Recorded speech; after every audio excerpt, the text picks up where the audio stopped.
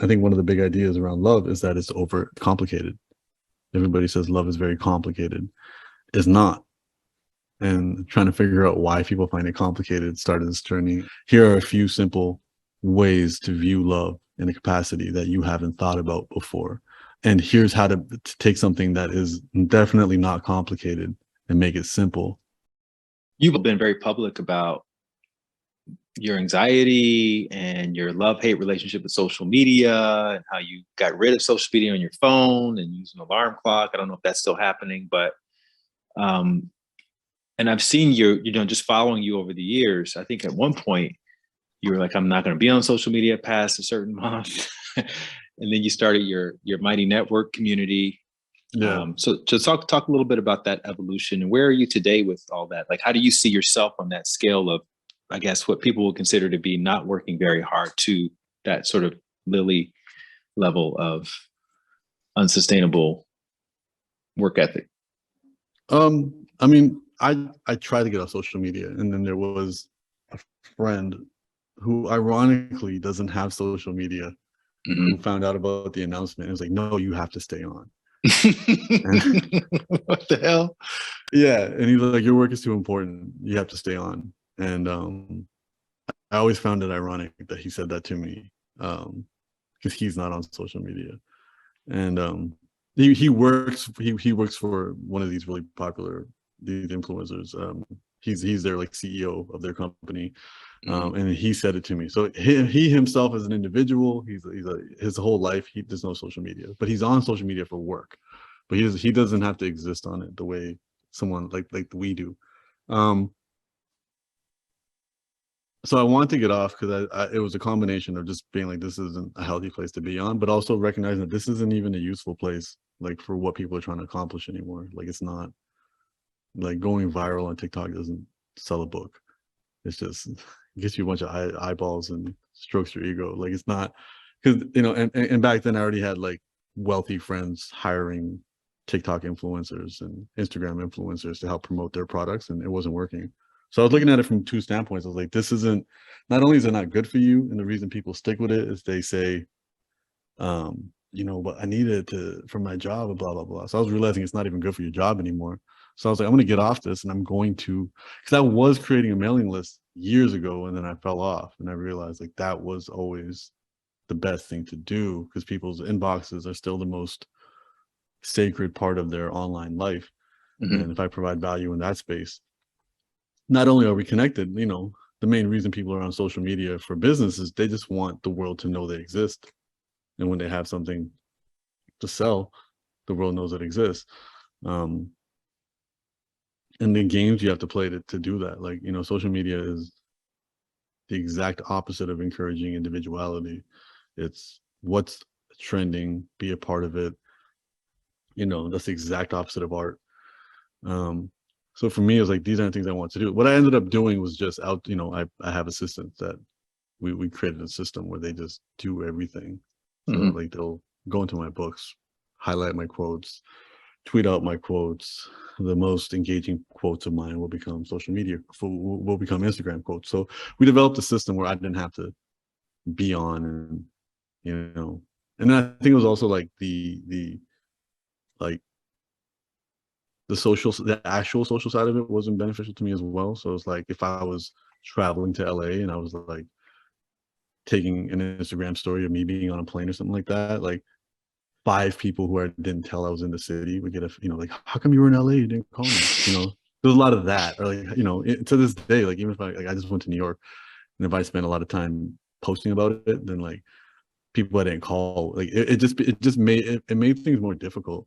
I didn't see a lot of upside to it. So I think from that standpoint, I was like, okay, I need to not spend as much time on here. And also it does so much to your subconscious, especially when you're trying to be a creative. And for me, a creative means adding to the world.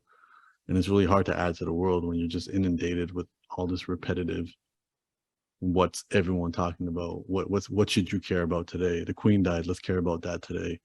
Oh, then this happened. Oh, this happened. And these aren't things that I think people on a daily basis should be concerned with. Like, when it comes to news, like as Andre 3000 said, like the sports and the weather. and probably traffic are the only things that people need to care about. Like, and again, I grew up heavily in geopolitics. Like I care about what's happening in the world, but even I understand that like on a day-to-day basis, what's happening in the Middle East isn't going to impact me, and I can't kill myself trying to figure that out. And so there was a lot of that. And I think for me now, especially with the publishing side of my life, like that's slow art. So I really like that. So releasing a book once every 2 years is considered fast. You know, they want you to drop a book every 3 years. So that's healthy versus constant content. And the irony of it all is like, you know, for the next, from now until February, I'm going to turn back into a social media influencer, and you're going to see a bunch of, you know, I said yes, whatever ideas my assistants had, I said yes. And it's horrible because it's working. Because that's the worst part. You know, I've done like 3 TikTok style videos, and the engagement has gone up, and the I like them. comments I've are seen like, them. They're good. yeah. And that's the thing. So people and people who are new to my story are like giving me advice on social media. And I'm like, listen, it's not that I don't know how to do it. It's that I don't want to do it.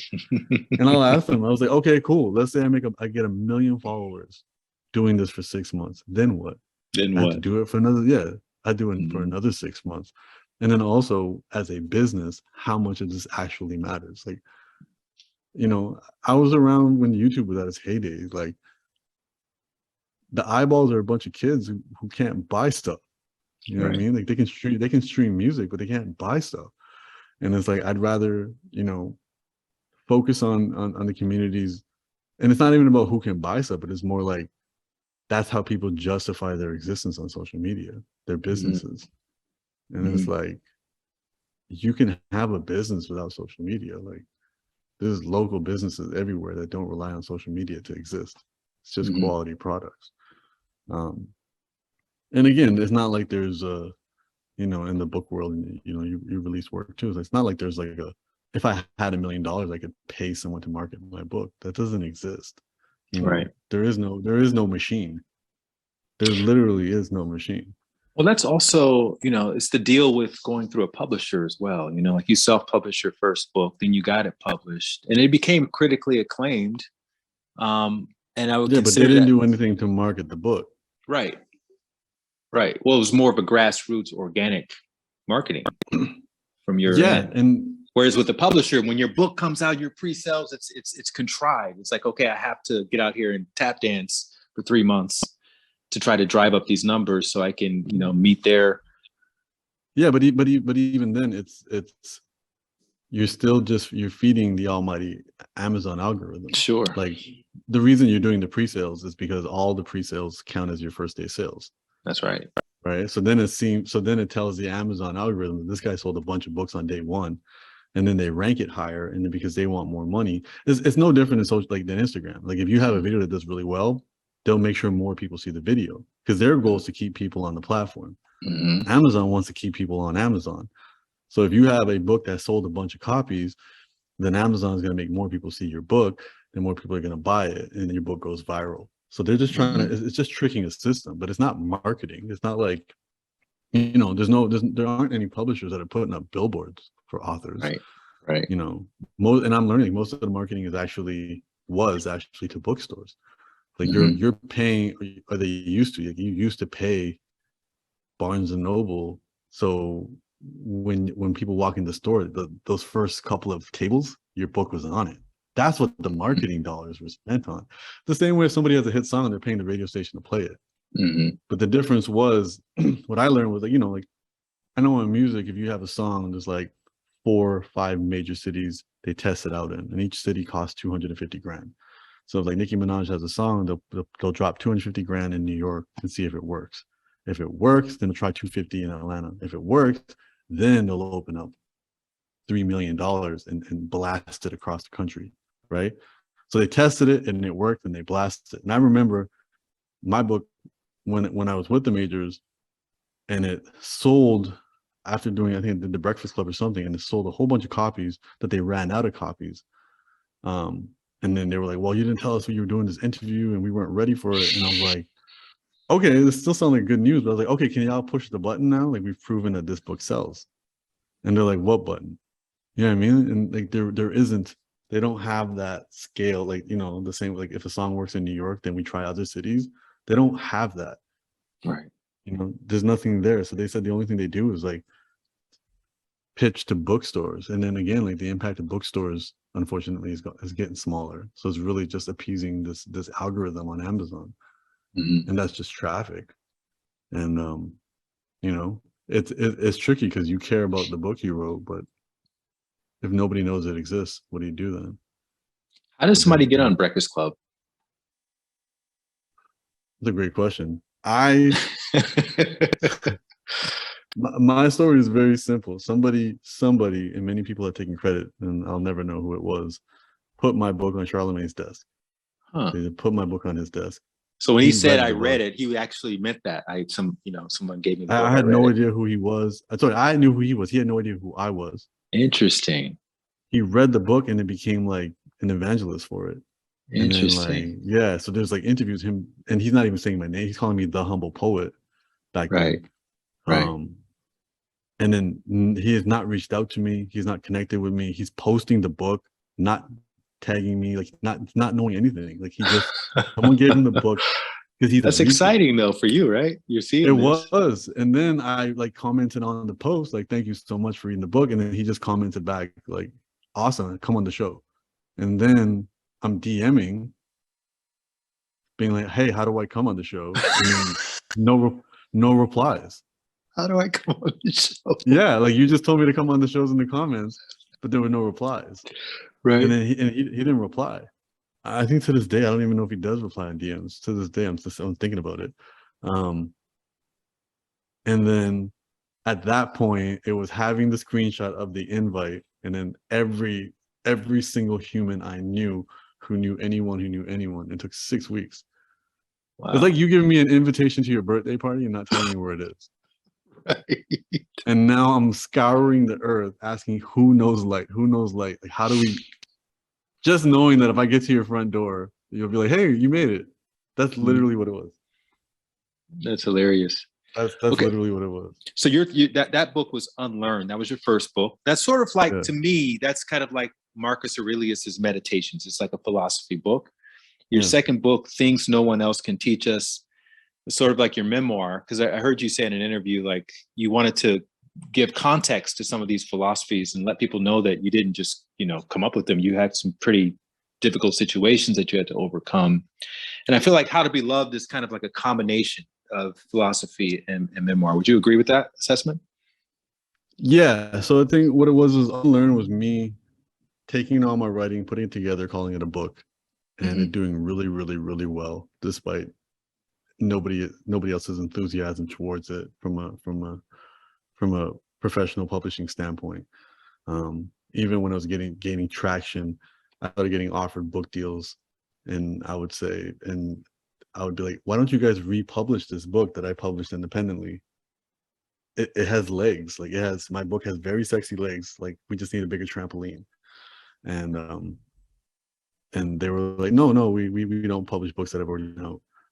Your audience has already read it, so no one else is gonna read it. And I was like, no, I'm like, my audience is not this book's not doing well because I'm some famous dude who wrote a book. This book is doing well because it's a good book. My audience is from the book. The book isn't from my audience. So every publisher reached out to me and they wanted me for a new book, and they wouldn't publish this old book. So then I ended up saying no to all the publishers. Then when a bookstore in Canada asked to republish Unlearn and relicense it and put it in their bookstores, I agreed. And then that's when it became a very strong commercially successful book that made it more of a mainstream thing.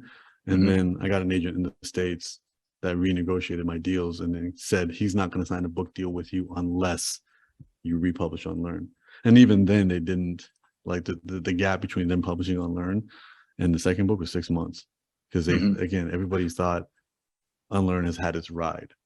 And I'm like, no, this book is growing. Anybody who opens it will love it. You don't have to know who I am to like this book.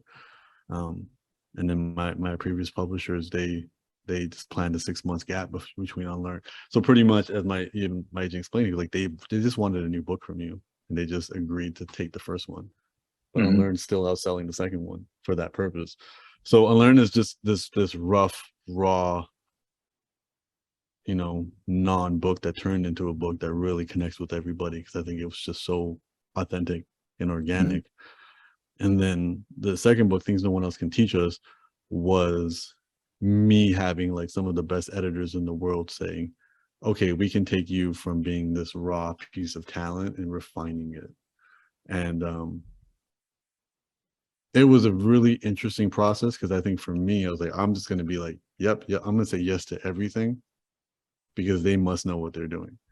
So then the formatting of the book, the ideas, and I learned a lot. So they really definitely showed me the difference between being an amateur and a professional in terms of writing, and the amount of accountability and scheduling and all of that. So that was there, but I said yes to all their ideas. And that made each chapter definitely longer. And I think what they were trying to say was like, look, you have an idea. So the idea I had pitched them was a book about magic moments. So I'm going to tell stories that I consider magical, but they won't be always the most pleasant stories. But I'm going to pull from them the gems. Sorry, I'm going to pull from them the gems and the magic. And that turned into Things No One Else Can Teach Us.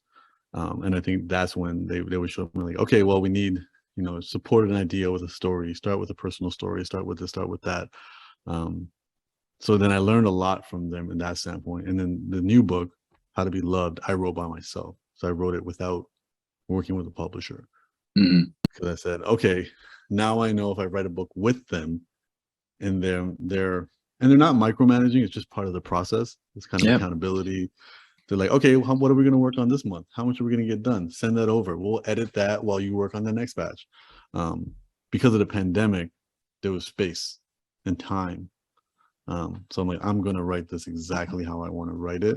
And it was a combination of me writing the way I wrote Unlearn, but then me taking all the lessons I learned from them in terms of how to make this much more professional. And then I moved with a different publisher. And then I think they definitely understood me very clearly in terms of what I was doing. And a lot of it was this kind of concept of Unlearn was like share a bunch of ideas. And then people thought that I just was like born that way. I just know all this stuff. And it was like, no, I literally was processing my own shit and then sharing what I learned. And then I realized that Things No One Else Can Teach Us was here. Let me tell you where this stuff came from. This came from me getting robbed. This came from me getting heartbroken. This came from me doing all this dumb shit. And then, so then How to Be Loved was like, okay, now I understand that. It doesn't have to be a 4-page story before we get to the lesson. The lesson's the part that I'm interested in, but I have to include something. And I figured out how to make the stories a paragraph or two, in addition to the love stories that exist in the book. And half of them aren't about me. So talk about the covers. The first 2 books, the covers were very similar, different colors. And I know that when you work with a publisher, one of the fights you have to take on sometimes is the cover, the cover, the title, and all that.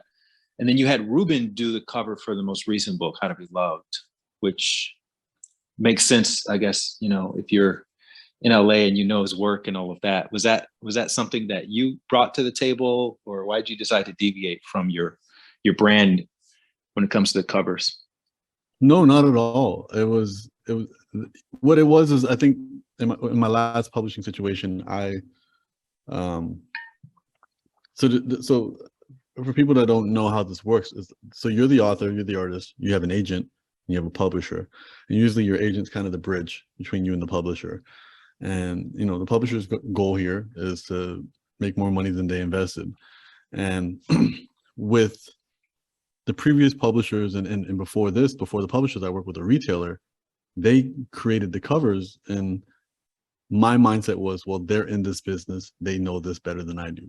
The original Unlearn cover I made myself. Yep. And I'm proud of it, but if you're a retailer and you work in retail, you're going to know what works. If you work at H&M, you're going to know what sells. If you work at Home Depot, you know what works. So I was like, this isn't my wheelhouse. Let them do it. So with the new publisher, we started having conversation. I'm like, look, whatever works. I just want it to be simple. I want it to be bold, and the inspiration of how to be loved. Like the title in itself is very, it's just there. You know what I mean? Like it's a very high concept cover. Sorry, it's a very high concept title. There's no one's asking what is this book about? Things no one else can teach us. You're not sure what the book's about. Unlearn. You're not sure what the book's about. How to be loved. Like my whole thing was like this is my Kanye West graduation. Like there's not going to be any questions about what this is, and this is the most important topic anyone can ever write about. This is it, and I'm not gonna code it. I'm not gonna be a weirdo artist about it. I'm gonna make this work. And we started working on covers, and I started going to Barnes and Noble in the neighborhood, showing them the covers, and being like, "What do you guys like?" And they would give me their opinions. I would show it to friends. I would show it to everybody. Ruben, I met through Lewis Howes. When I was hanging out with Lewis Howes, complaining that I didn't have any artist friends, and he connected me with Ruben on that. And then I don't know what happened, but I mentioned that in a meeting with my publishers, and my agent was like, "Wait, that's the love guy." And I was like, "Yeah." I'm like, I don't think he likes being called the love guy, but he is the love guy.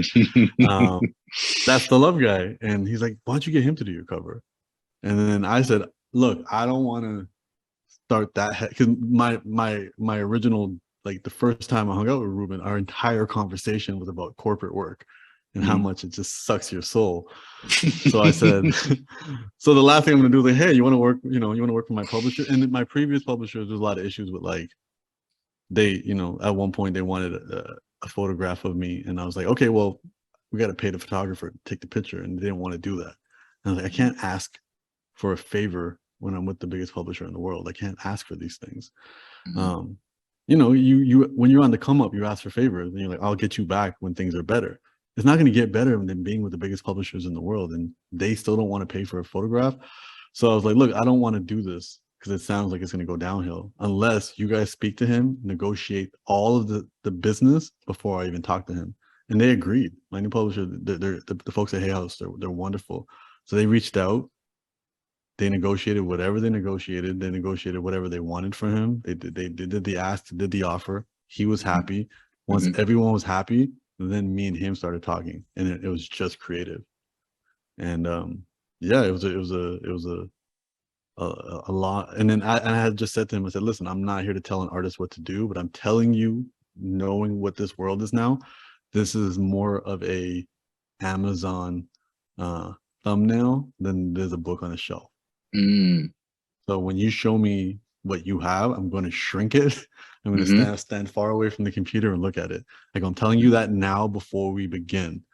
I'm going to serve as the kite. I'm going to serve as the string to your kite.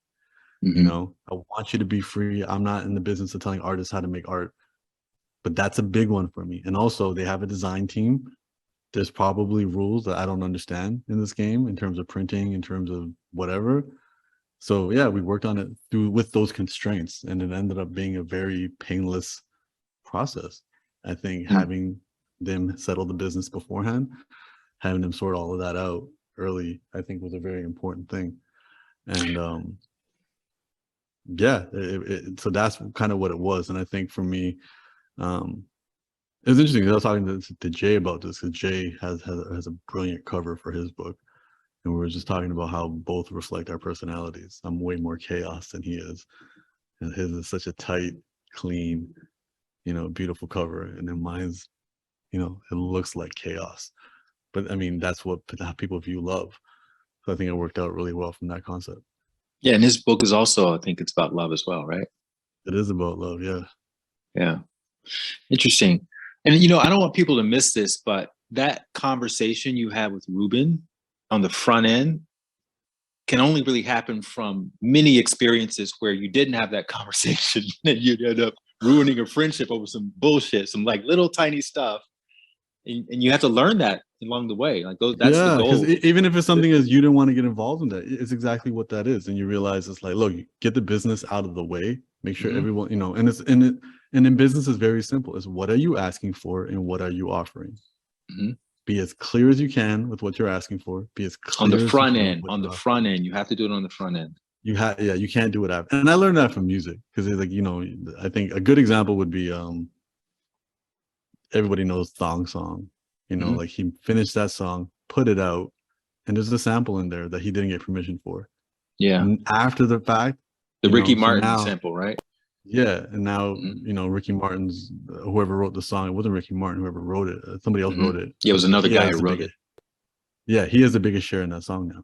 Yeah. You know, it's because they didn't preemptively do it. And yeah, definitely having a very, very talented but very expensive entertainment lawyer, she really has drilled that in my head of like, it doesn't matter if you're friends. 30 years from now, they may wake up and change their mind about how they felt about that, and they'll come after you. Or maybe they marry somebody who puts an idea in their head. Their wife or their Maybe husband changes their mind. yeah. Or maybe they pass away and their kids are in charge of their estate and then they come after you. You know, like you don't know. She's like, you just get it done quick. And if you're good friends, that process will be painless. So, you know, and I think now, yeah, and that's what it was. And to Ruben's credit, I mean, he's doing super well. So as I said, I don't even know what the agreement was. I don't know what they asked from him, but you know, and I don't know what they offered him, but they sorted it all out, which was amazing. And as I said, like I'm super lucky to have this publisher. Hay House is freaking awesome, and I don't know too many authors who are enthusiastic about having the publishers that they have. So this was this and they actually wanted to sign me when I first started, but it didn't work out the first time. So this was meant to be. It was a long time coming. Yeah. So you have this big reveal at the end of the book. I'm not going to give it away here, but you basically talk about your realistic relationship with love. And so to give the viewer an idea of when you say how to be love and then D in parentheses, what do you mean by that? What do you mean by love? I think that, you know, the overall spirit of the book is to unlearn what we think we know about love. Like that's what Humble the Poet is. Humble the Poet is about helping us unlearn. You know, Humble the Poet's work will always just get you to say, oh, I never looked at it that way. So what I'm doing is I'm taking the topic and I'm trying to figure out why do we look at it the way we look at it, and how accurate is that, and how should we look at it, or how could we look at it? So the blind spots, the misconceptions, and I think one of the big ideas around love is that it's complicated. Everybody says love is very complicated, and it's not. And trying to figure out why people find it complicated started this journey. And I mean, again, if you read the first chapter, you'll figure out why I even bothered to write the book. You know, it was inspired by a failed relationship of my own. But, you know, the other thing that I really noticed here, especially in the States, is and this isn't a criticism, it's an observation, but in the wellness space, people's stories are, I was in a bad place, I got my shit together, and here I am now, you know, and I'm amazing, and happily ever after, happily ever after, and pay me, and I'll teach you how to do it. And I'm from the East, and East, and that's linear. That's Christianity. That's do this, and there's a reward at the end, heaven or hell. I'm from the East. Everything is cyclical. There is no, you know, there's 4 seasons, and they just continue to repeat. You will always have a summer, a winter, fall, and spring, and so for me, you know, this book was like, I'm not somebody who figured it all out. I'm in my cycle, and I will continue to make mistakes with it. But here are the things that I've been figuring out, and here are the lies that we've been told about it. Here's where the lies came from. You know, here's why you got to go easier on yourself. Here are a few simple ways to view love in a capacity that you haven't thought about before. And you know, and here's how to take something that is definitely not complicated and make it simple, even though simple doesn't make it easy. And I think that was the big thing. And yeah, that last chapter is me. That last chapter was written the day it was due, inspired by some cheap tequila. So it was like an afterthought. You never really planned to put that in the original manuscript. No, because what it was too is like, I finished the book before I even signed a deal with the publisher. Oh, wow. Okay. right? I wrote this whole book, you know, and then I wrote the book was supposed to be 60,000. I think the book 60,000 words. I think the book is 70 something. I wrote 140. Oh I my wrote God. a lot. I wrote a lot. So the book drops on December 27th. The book hit print September 2022. The edits were approved and finalized June 2022. Mm-hmm. I stopped writing the book August 2021. So, you know, there's almost a year gap of me not writing and living. And then this book's about to come out, and then just like being flushed with anxiety, being like what the hell? Like, what have I done for the past year since writing this book?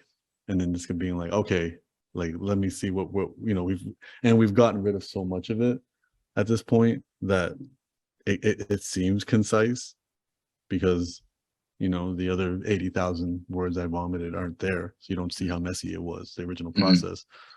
So it's like, okay, let me bring people, because after Unlearn, especially because Unlearn has no personal stories, people just thought I was like a self-help guru. And I was like, the last thing you're gonna think in this book is that I'm a love guru. Like that's the last thing that you're gonna think. So let me go ahead and write you a very updated story about how I'm feeling and where I'm at right now. And Right. you know, and that chapter being called, yeah, the last book I'll ever write, was because this process, and for anything any creative can relate to this, you squeeze out your sponge. There's nothing left. Right. Yeah. So, and then also when the audiobook comes out, that first chapter and that last chapter, it was extremely difficult to read, and you'll hear all the emotion. Yeah, like there was no editing for that. Destination addiction, you kind of started with that, and I think that's so important for people to, you know, you gave language to something that we all, especially in the social media era, feel. It's just wanting to be where we're not. What's your relationship with that today, as someone who's written the book on it? I try to think backwards a lot.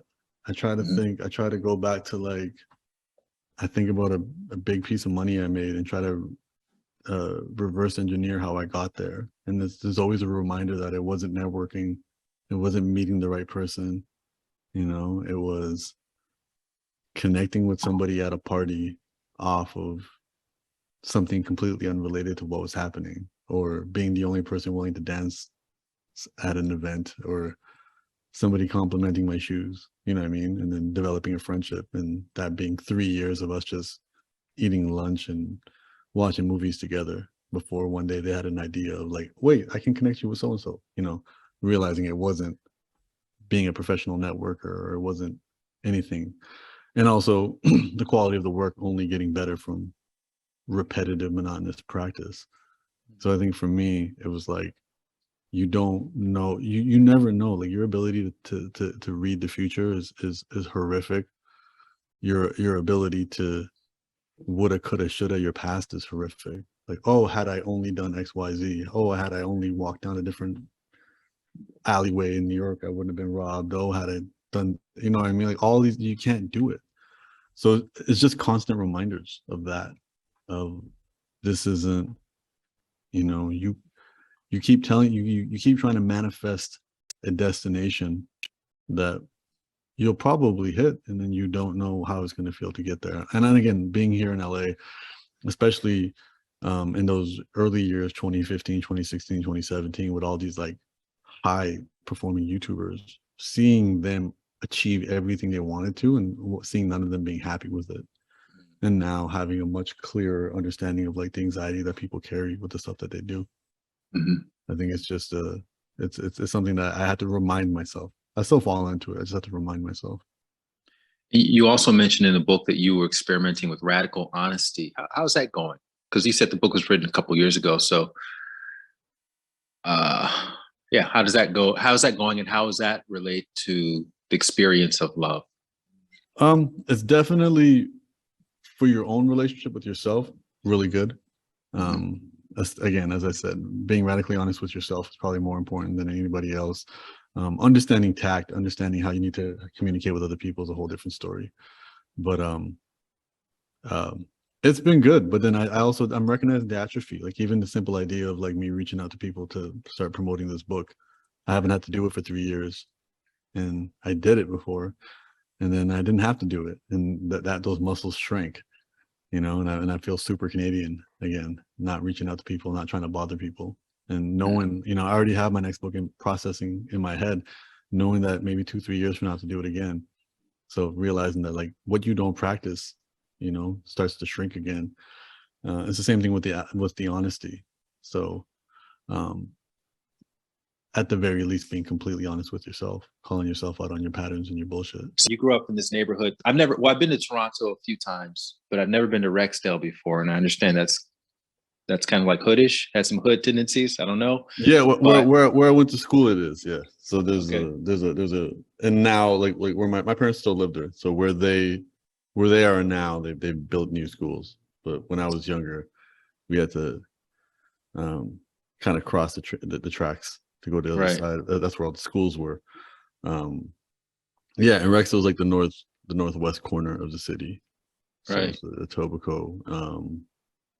And you come from a Sikh household, which for the listener, it's not I'm not saying a Sikh as in people were actually Sikh, but it's actually a heritage. It's from Central Asia, from India. What is Sikh about? Yeah, Sikh, Sikh. Yeah, so Sikh means student from South Asia. Yeah, so Punjab, which is North India, Northwest India as well, and then half of Pakistan. Punjab, Punj means 5, Ab means river. So to be Punjabi is to be from the 5 rivers. So that's where my family's from. And then Sikhi is the philosophy that started there, probably about 550 years ago, kind of in reaction to what was happening there. You had the Mughals who ruled the area, the descendants of Genghis Khan. They ruled the area, and they were spreading Islam, and the general population were Hindus. And Sikhi kind of was birthed out of rebellion, kind of for the conflicts that were happening out of there. And Sikh means student, and it's a philosophy, much like other Eastern philosophies, kind of cyclical, with the main idea being your lust, anger, greed, attachment, and ego, being the 5 things that take you furthest away from peace, and encouraging self-awareness and meditation and reflection to really address those in your day-to-day life. So when you were a kid, when you were a little Coomer running around, were you meditating? Were you active in that tradition, or were you more of the rebellious type? What was your relationship to all of that? When I was really young, my parents weren't even into it. My parents got into it when I was probably maybe like 9, 10. And then even then it was a little bit more surface level at that point. And then they started sending me to different kind of spiritual camps, and I got a deeper understanding. So yeah, so probably by 11, 12, I was learning about meditation. I was learning about the evils of lust, even while I thought girls had cooties. It was yeah, I learned a lot more. I learned I was a lot was put in my head before I could apply it. I remember that, and learning so when I was really young, it was like teaching you important dates, important names, like stuff like that, the same way a Christian might have to learn the apostles' names, or when's Jesus's birthday. But then as you get older, you go a little bit deeper into philosophy and what it really is about. So I got exposed to that. I was still very young when I got exposed to that. So I remember getting exposed to most of this before high school. And your mom used to bribe you, right, to memorize some of this stuff?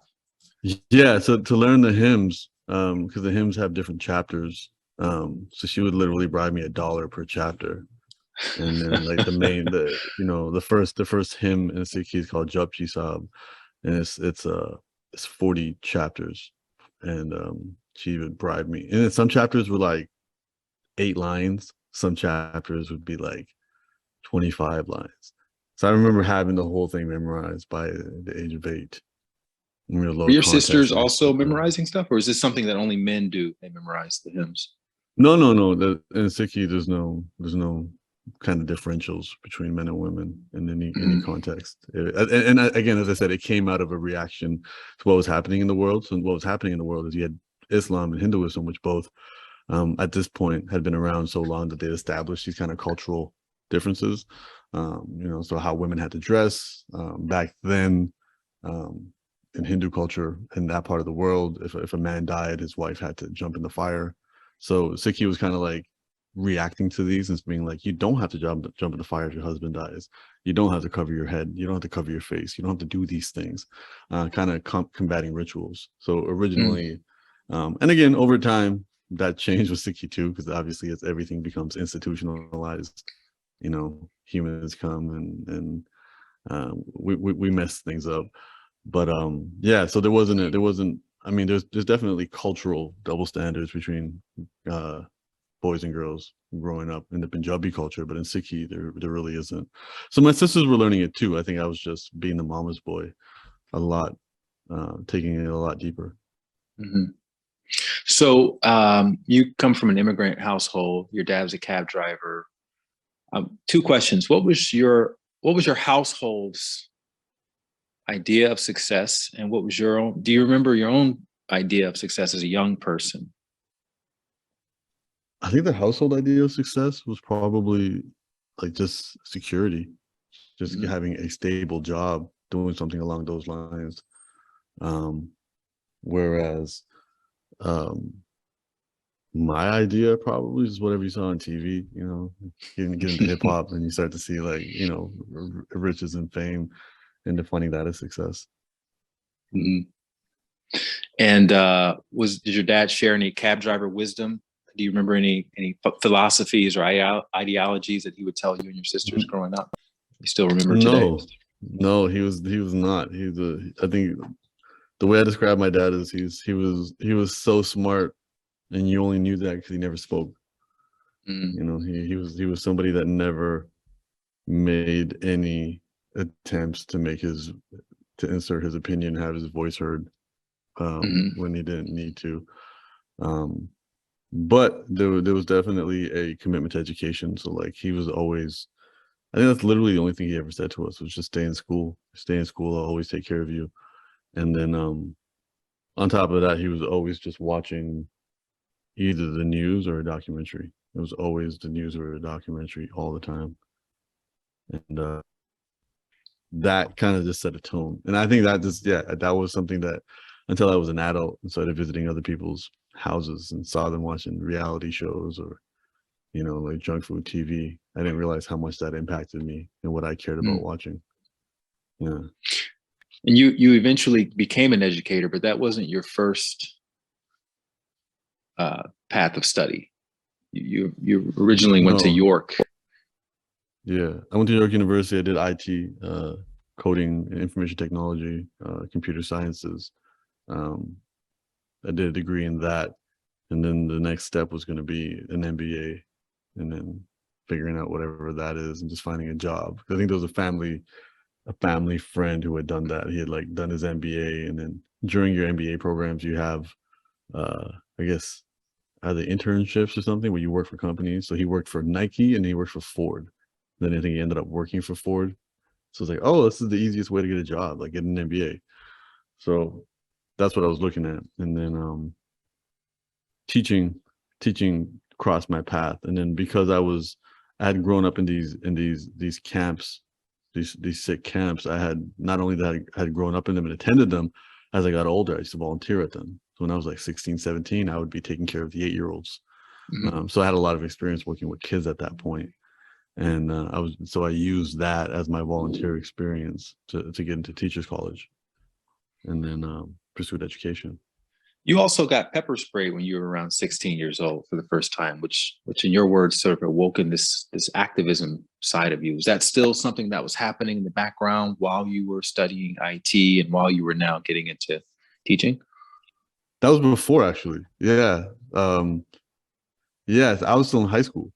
Hmm. I had learned about, it was my last year of high school. I learned about Mumia Abu Jamal, who is an activist out of Philadelphia. and he was part of a group called Move, and there was an incident with the police where the police literally dropped a bomb. They were barricaded in a house, and the police dropped a bomb. It's interesting, actually. Will Smith talks about it in his book. Like it happened when he was a kid in the area he lived in. So I learned about Mumia Abu-Jamal. He was on death. He still is. He's still to this day. He's on death row for allegedly killing a police officer, and a lot of funny circumstances around that. And that was the first time I was ever exposed to like social justice beyond maybe what my people had gone through. And my teacher at the time had told us about a rally that was going to happen outside the American consulate, on a Saturday. And I'd never gone to a rally. I'd never gone to a protest. And then that was the first time I went. And then the first time I went, I got pepper sprayed. I didn't even do anything. I was just standing in the crowd. But yeah, I remember it's just watching things get tense. And it was like it's like a Saturday outside of a government building that's clearly nobody's there, and you're in a part of the city that's clearly has no. It's like being in the financial district on a Saturday, like no one's there. So I remember noticing that and being like, how is this a protest? Like nobody's here. And I'm like, maybe that's why it's a protest. Like this is why they're allowing it. And I think there was maybe a few police officers just doing crowd control. This is Toronto. Like this wasn't like an intense thing. I think it was probably a police officer telling someone like, hey, you just have to be on the sidewalk, like just please get off the street, something like that. And then somebody just telling the police officer to fuck off, and then the next thing you know, just shit went crazy. And I just remember this getting pepper sprayed and just like coughing, and my eyes were all fucked up and running. And then I ran away from that. But I remember like that was the beginning, and then I started attending every protest I heard about. And then there was these massive protests in Toronto where everybody who was protesting everything showed up. So it'd be like 10,000 people, and people would be protesting healthcare, the situation in Palestine back then, the situation in Sri Lanka with the Tamil Tigers, the situations with the Aboriginals. It was just everybody was together, and everyone had their sign, and everybody was just there, and it was super energetic and cool. And this was like pre social media, so like you were out there not to take a picture, you were out there because you cared.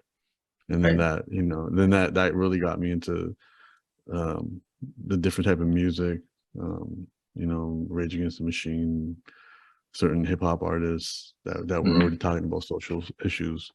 And that really, and then when I got into hip hop and I started making music, almost everything I rapped about in the beginning was exclusively about geopolitical issues. Were you when you were teaching elementary school, were you sort of grooming your kids to think more globally and to think about the ramifications? I tried. I remember trying, and it was very unsuccessful. Like I remember you guys have, what do you guys have over here? November 11th? We call it Remembrance Day in Canada. Where you remember the veterans and the people who fought in the war. Okay. I don't know if you guys have, I don't know if it's the same as Veterans Day. But we have this, and you're supposed to wear like a red poppy, like a red flower, to commemorate that. And that's an organization that's called like the Royal Canadian Legion. But the thing is, like, Canada has a very strong history of Punjabis fighting in their army, as well as fighting for the British Army. So like, Punjabis made it to Canada because they were fighting for the Queen in the various world wars and everything. And then this Royal Canadian Legion, who would make these monies off you buying their flowers and wearing it on the 11th of November, they weren't allowing Punjabis into their halls. Like they wouldn't allow Punjabi veterans in. So I remember explaining this to like the kids and being like, because the kids were told, bring money, buy a flower, wear it, remember those who died for us, and all of that shit. And then being like, these people that you give this money to, they wouldn't let Mr. Singh, in their building. They won't let me in. And also, another group started a white poppy, saying instead of remembering veterans, let's promote peace. And then like these people tried to stop them from promoting peace. So you say all this stuff and the kids just nod and smile, and then they wear the flowers anyways. And it's like, they're young. Like I'm talking about 8-year-olds. So I do remember doing that. I remember when having to teach them about pilgrims and natives, and being like, look, we learned about the natives, then we learned about the pilgrims, but we didn't learn about the part in between where the pilgrims just came here without permission. So I would tell them all of that. I don't know how much of it soaked in. And even like coming across students later on, none of them bring that stuff up. They just remember my demeanor or how I acted. And I think that's what it is. You don't remember what people say, you remember how they make you feel. So I think from that standpoint, they don't have much memories about what I was trying to teach them specifically versus, the fun they had in the class and stuff like that. What do you remember many years now removed from that, like as a takeaway working with young people? Like what lessons stand out to you from that experience? I just remember realizing how much of an empty vessel humans can be. I think that was the big one, being like, wow, things that I thought I always knew at one point I didn't know. Things that we consider common sense are not common sense. These things were literally taught to us. So, so I think it made me hyper aware of intellectual pretentiousness. So like, I enjoy going deep. I enjoy being intellectual. I enjoy that, but it's difficult because sometimes you're around people who can be like that, but then they think they're better than others who aren't. And like cognitive ability is genetic. Like your IQ is genetic. You can't do anything to impact your IQ. So it's like, there are some people whose cognitive abilities won't be as strong as others. So you can't hold them against it. You can't hold it against them if they don't understand. Add that to the fact of, access to education, access to innovation, access to ideas beyond their scope. So when I see people who are often labeled as closed-minded, I think I have a lot more empathy for their circumstances, and realizing that had they had the different upbringing, different genetics, it would be a whole different experience. So I think for me, that was the big thing, realizing that like people don't know what they don't know. And sometimes people will never be able to grasp certain concepts, and that doesn't make you any better than them for that. So I think that was a really big thing. So in all my work, I try my best to, even as I share ideas, never to talk down to my audience. It's always really about sharing it with an enthusiasm, like I'm sharing my notes instead of me acting like I'm a teacher.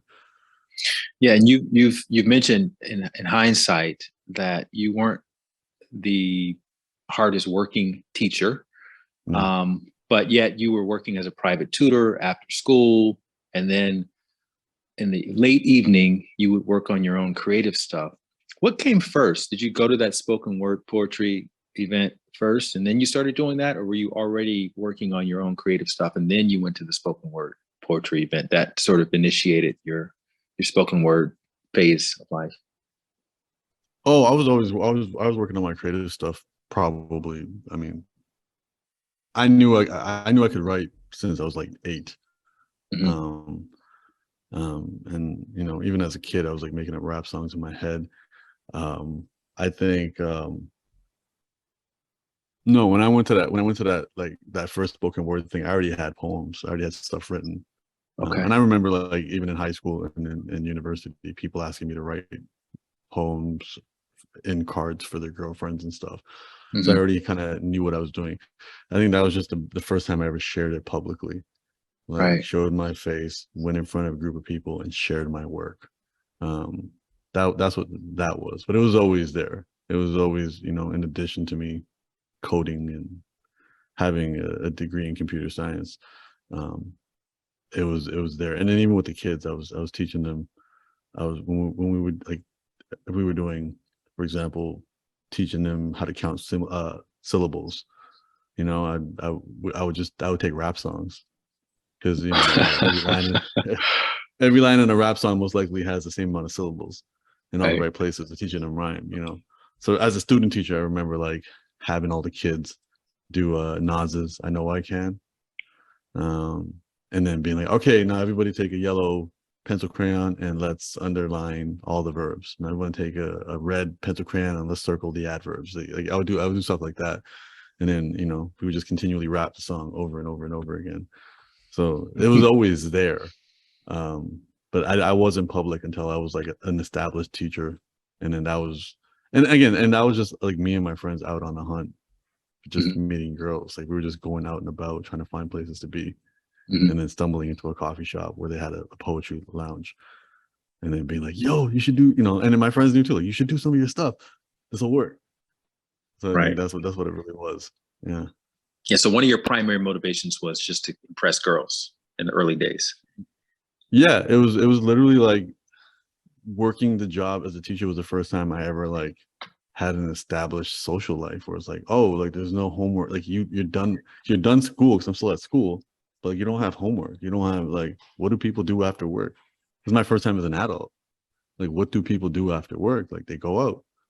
And then like, and this is like, and I had a whole friends group of people who were in the same situation. Some were accountants, some were whatever. And some were still in school, some were in med school, some were in law school. But it was like, people were figuring out like, okay, once you're an adult, like you have all this time after, and now you have money, like you have access to some money. So yeah, I remember everything, like from friends being like, yo, like I joined this yoga class, like this room's full of girls, let's come over here. I've been going to these poetry things. Like everyone was just trying to figure out what to do after work every day, like every single day. And you had your We condo weren't at just that working for the time, right? weekends. Or were you still living at home? I owned the condo. I bought the condo as a responsible adult, and I was renting it out like a really responsible adult. But I was living at home. Okay. So how did that work with girls? Could you bring girls back to your? No, back then it was like cars. Back then it was just like in your car, yeah. But I feel like back then it was also like I think it's just very different there. It's really interesting now that I think about it, because like out here in LA, it's like the #1 question you get asked is like, do you have roommates?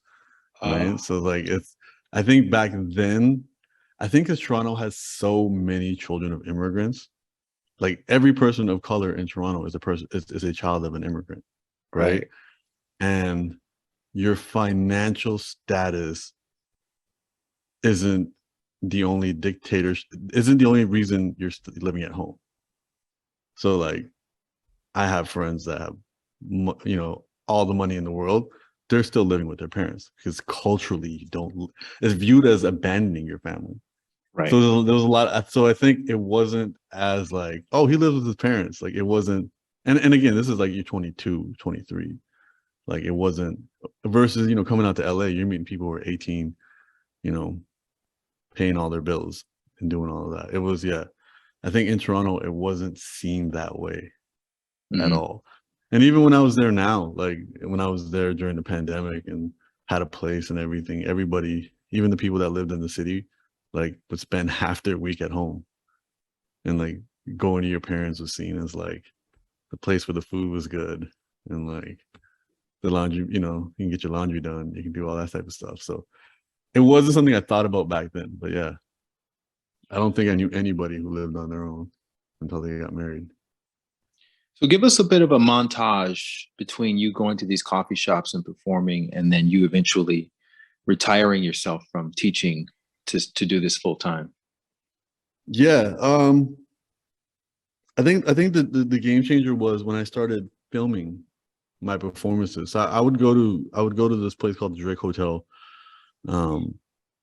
and they had a spoken word kind of community, like, and it had had their own online forum. They had everything, and then they would have like you would sign up, and it's very much like I guess comedy clubs. You sign up, and then they pick you, and they tell you you're performing.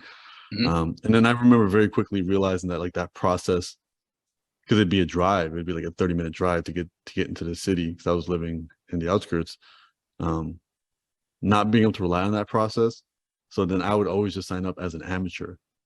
So the amateurs, people would have a much lower bar for you, but I would constantly perform as an amateur. I would never sign up and be on the list of the main performers.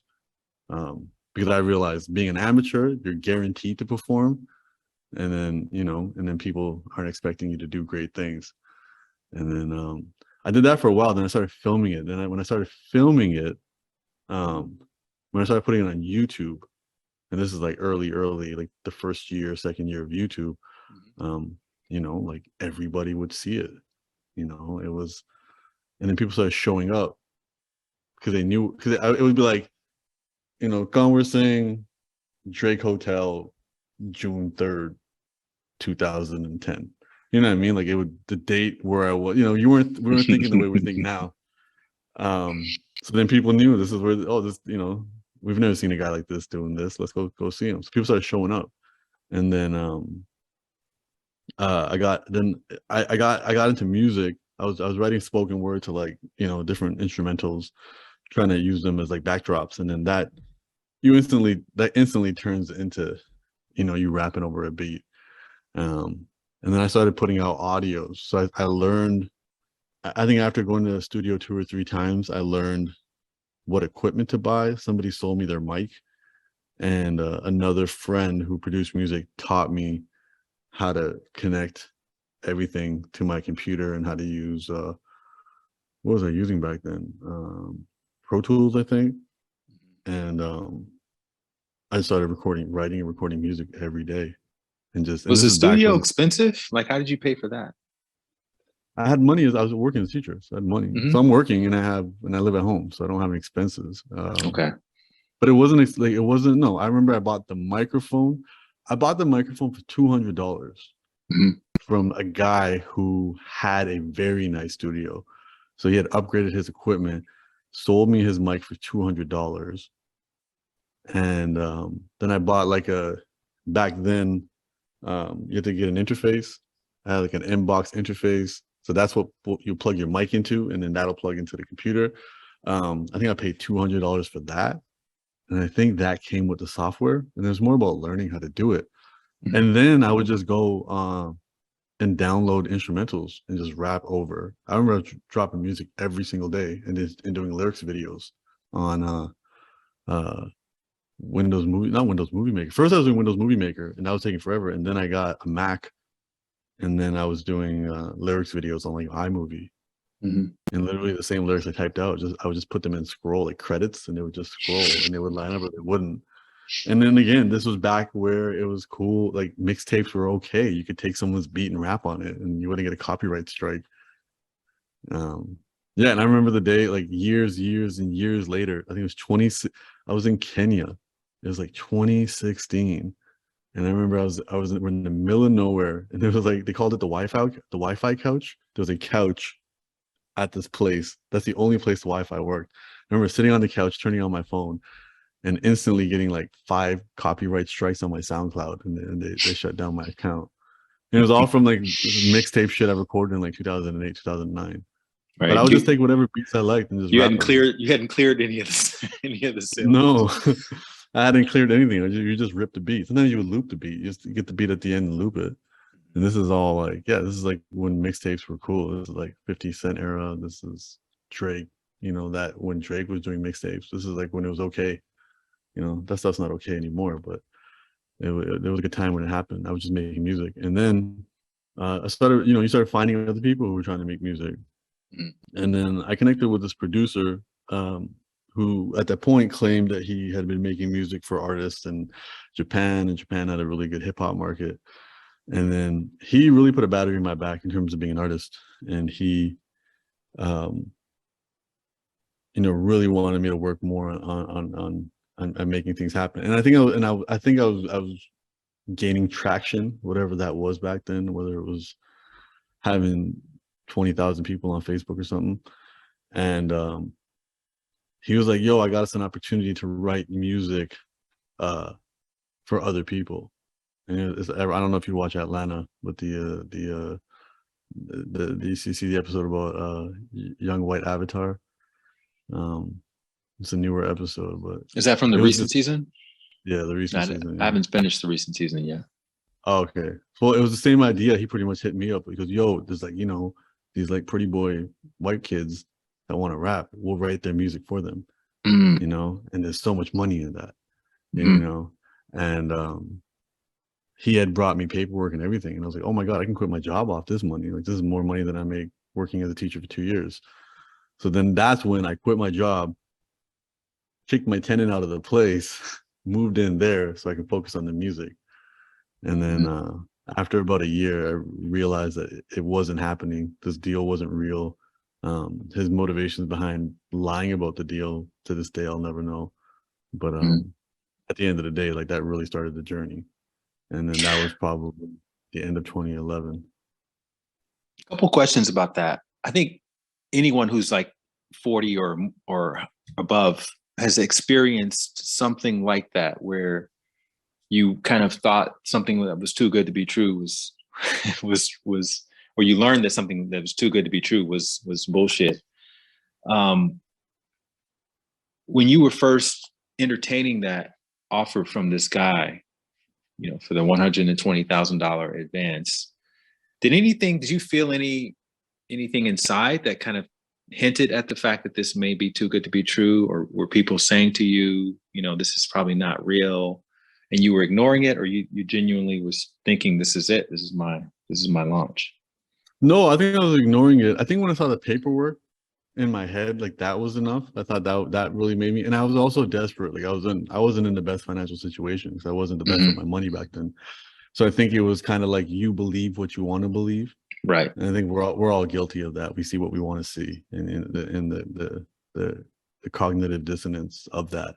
So that's what I wanted. I wanted to believe that I was good enough to make a lot of money doing this. I wanted to believe that this was an option, and this was going to get me out of the financial challenges that I was going through. Because this was also like, I had, you know, as I said, I was making, you know, I had owned property, but I also like was making investments and like random stocks here, there, and stuff like that. You know, you're young, trying to figure that stuff out. And then 2008, 2009 hit.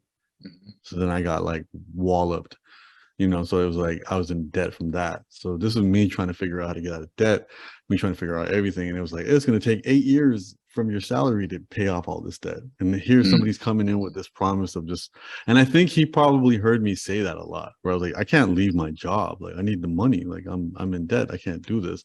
And also, while I was, you know, all these years doing the art while having a job and meeting artists who were like full-time and didn't have much going on, like, you know, they're working service jobs, or they're, you know, they're living paycheck to paycheck, doing whatever else they're doing, or gig to gig. I didn't want that life. I didn't want the struggling artist life. So I was avoiding that. And I think he figured all that out. So he was like, okay, what if I offer this guy a lot of money? It'll make him take this route. And I think, I don't know if he thought that was going to make me step up my game and then he'd figure out the money later. Who knows? And I mean, it did. If in essence, it did end up working out that way. It didn't happen in a year. It took maybe 5 years, but you know, it ended up playing it that way. Like, if I didn't leave my job and didn't become a super struggling artist, then I wouldn't be here today. I mean, to his credit, isn't that kind of the Scooter Braun, was it Justin Bieber that he discovered? Like, where he didn't have any connections. He just kind of pitched. I don't know if he promised Justin $100,000, but I know that he didn't have as many connections as he kind of made it out, and it sort of worked out based on his talent. Yeah, but I think with Scooter, he also had like intense hustle, and he also he worked like. So this guy didn't have intense hustle. No, I think what he had, I'm not sure exactly what he had going on. And I think just, you know, and I never went too deep into trying to figure it out, but I think there was just a history, even in the family, of like, you know, they just weren't above board people. And I think, yeah, I never dug deep into it.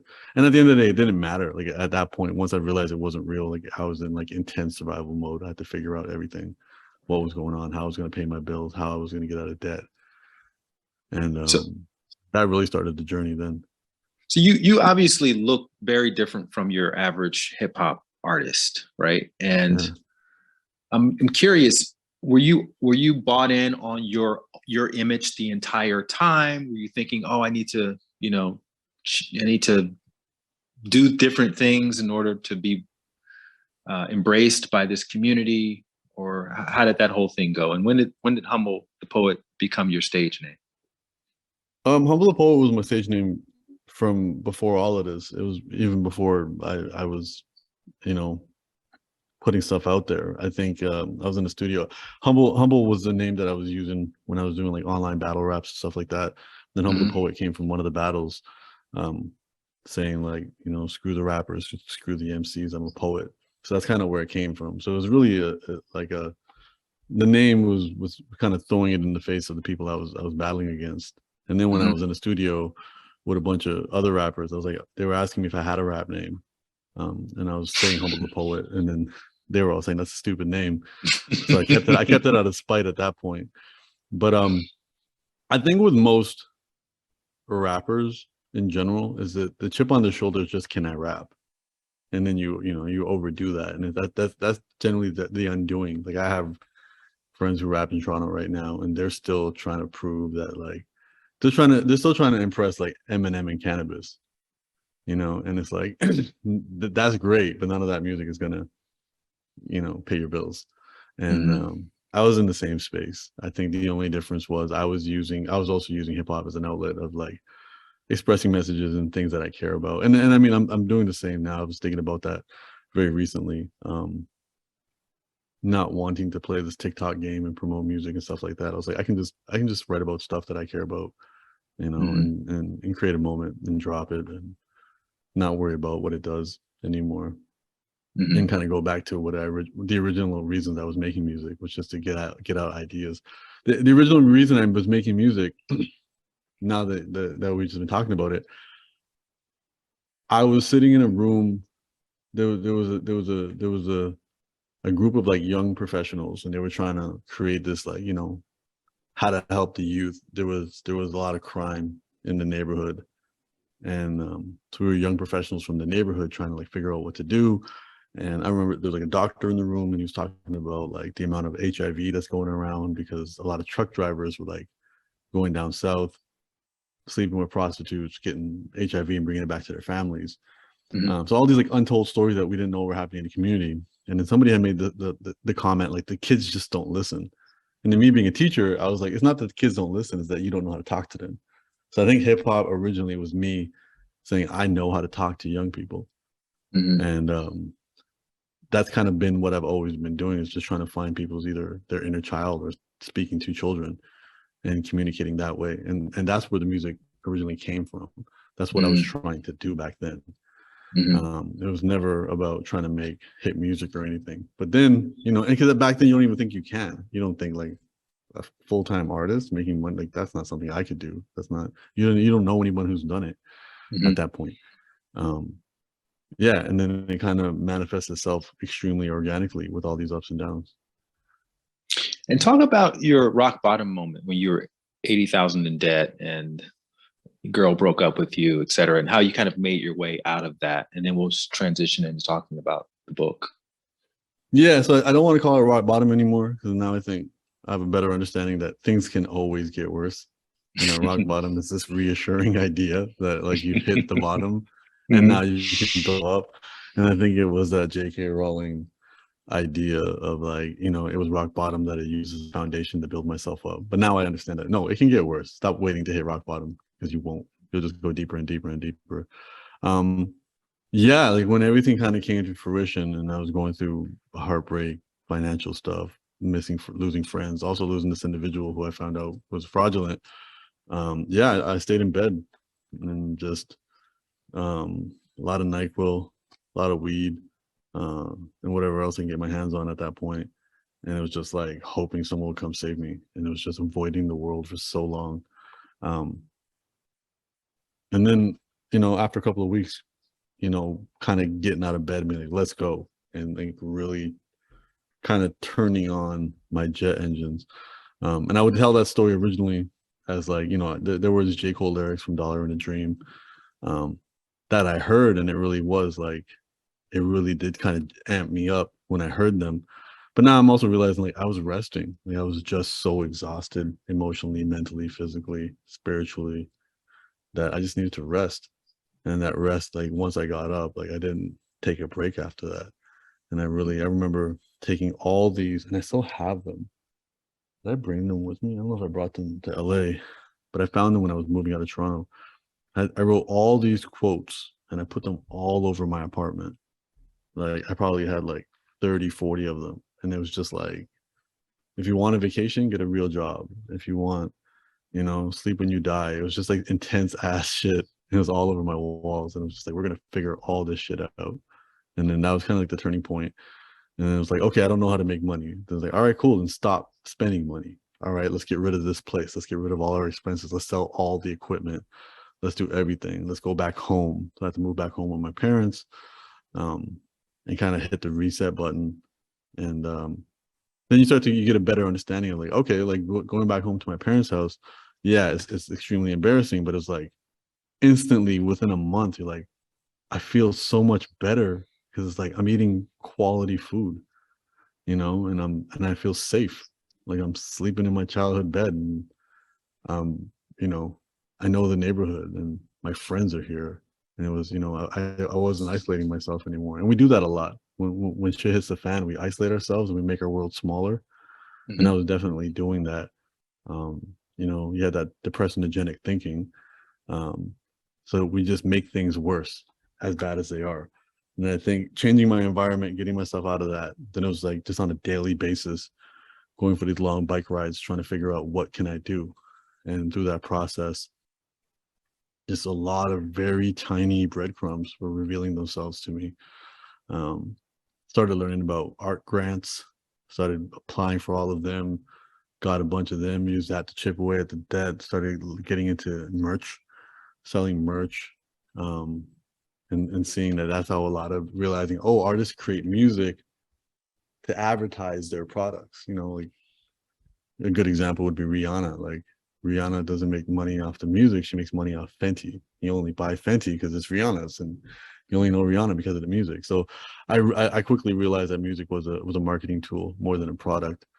Um, and that's when, and then for me personally, I had to start writing. So that's when I started writing on Learn. So I probably started writing on Learn maybe 2012, 2013. And that was actually the beginnings of it was a daily blog, just me Hmm. writing every single day because I couldn't make music that quickly. I didn't have access to all the things I needed to make the music I wanted to make. So Hmm. then writing a daily blog, and I was doing it on Facebook. And then that took a life of its own, which began the literary arts career. Hmm.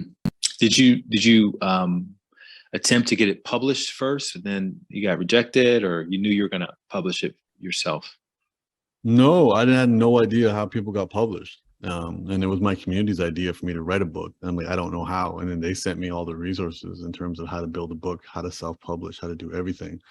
And then I did a crowd fund saying, well, I don't want to even take this route. Because I understood it would be the parallels between the music industry and the book industry, which is, Hmm. you know, they're gonna give you a little bit of money, take your ideas for every, you know, $1 you make, they're literally making 10, you know, and you're in debt to them.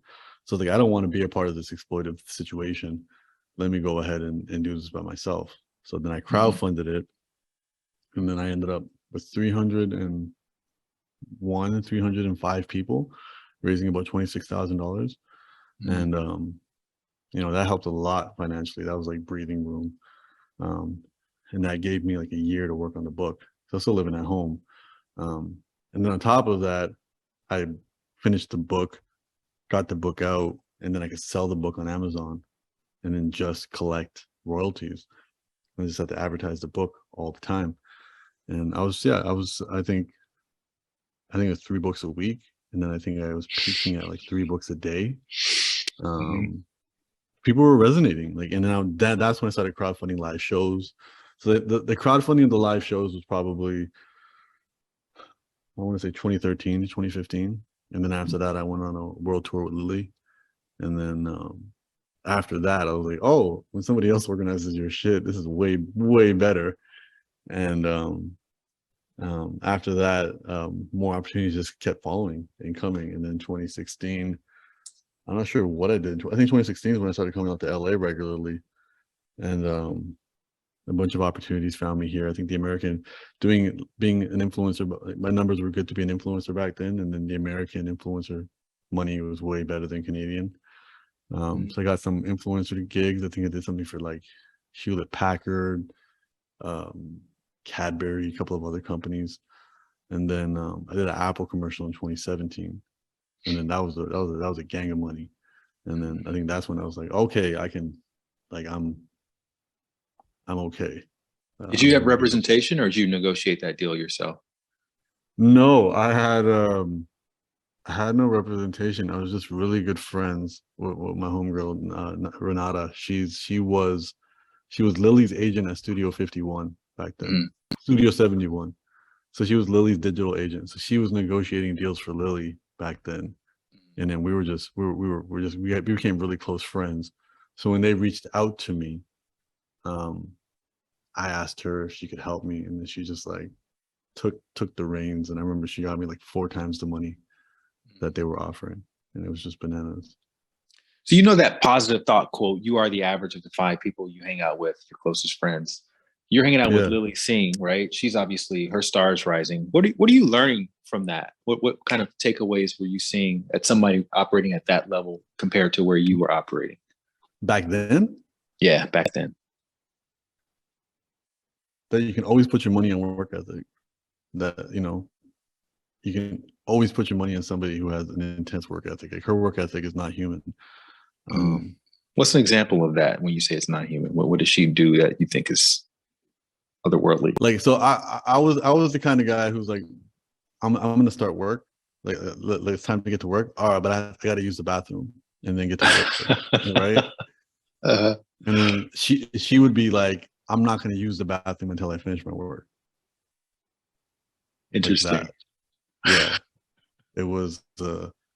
You guys lived together, so you saw all the intimate background moments, right? And it was also, and back then when she was like just on YouTube, like it was,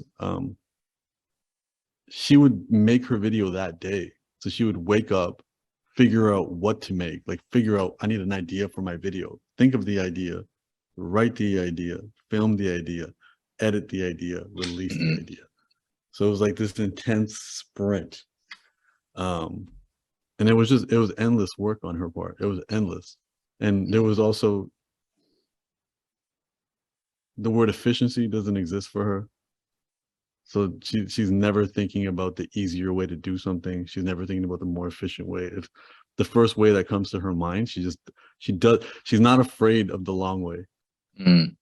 She's not afraid of taking the stairs.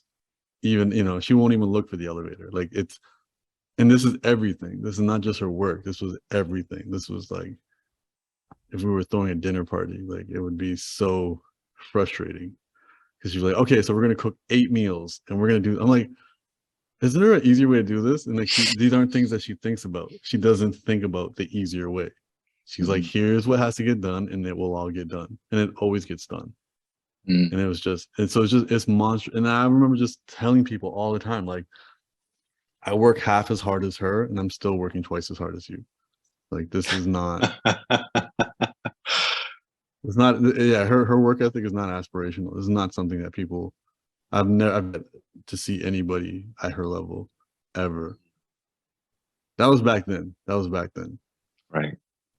Yeah, I think now we've all learned and grown up a little bit and realized, like, okay, this is, when people say it's not healthy for a reason. Like, we're all in therapy now, and we all realize hyperproductivity is a thing, right. is a coping mechanism. So I think, you know, she has her own unique journey, and that hyperproductivity is part of that. But and she's still working ridiculously hard all the time, like legitimately all the time. She called me yesterday, asked me, she's like, "Are you free for the next 2 hours? I need someone to be on the phone with me while I do XYZ." And I was like, no.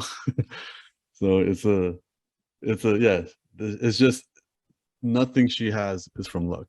And If speaking anybody on this planet worked as hard as she did, they would have exactly what she has.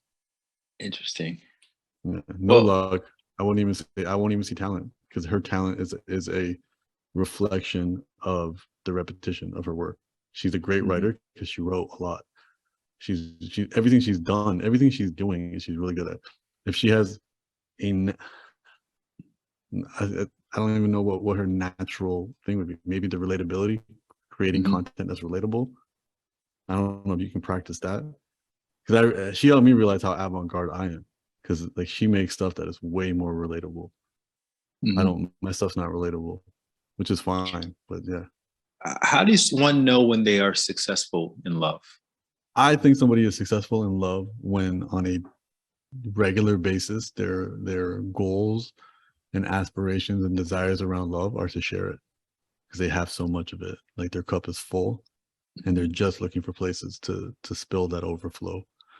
So they're authentically living in a world of abundance of love that is self-generated. That is, those pathways are created independently. and as I have stories in the book about people connecting with themselves, through dance or through doing hard stuff, really seeing themselves as a source of love versus chasing it from the outside. I think that's when someone is extremely successful in love.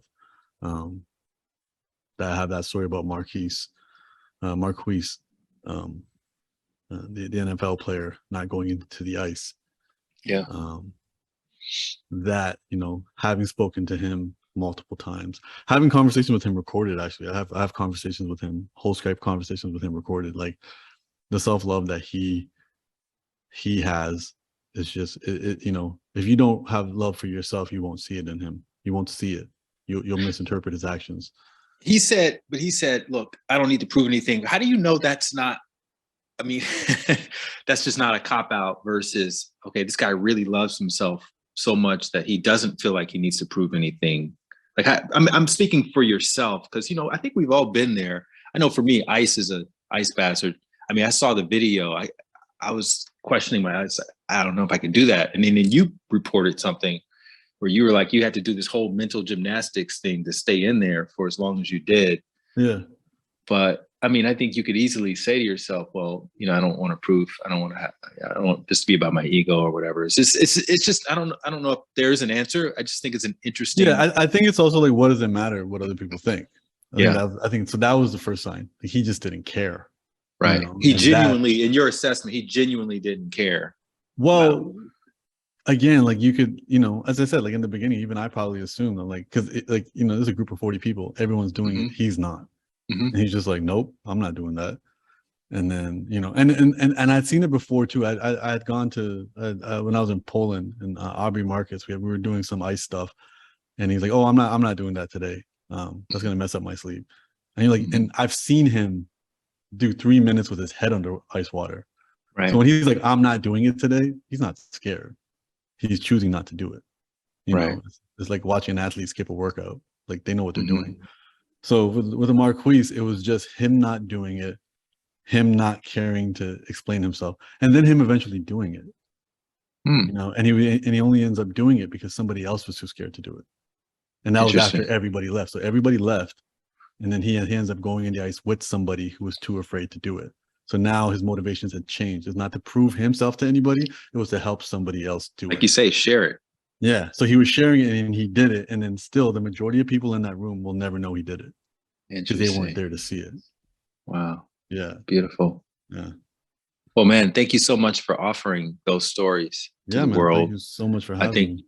I think they're going to inspire people for generations, just the whole body of work that you have. And we just really scratched the surface of all the things you've offered over these years, and including your own just personal story, which is inspiring in and of itself. So thank you so much for that. Thanks for agreeing to come onto the podcast. Of course. And it's an honor to be able to sit here and ask you questions and hear the answers. And hopefully one day we'll get to cross paths in person, and I'll get to dap you up in person. Well, most definitely. We'll make it happen. If you like that video, you're going to love the next one. Click this thumbnail right here, and I'll see you over there.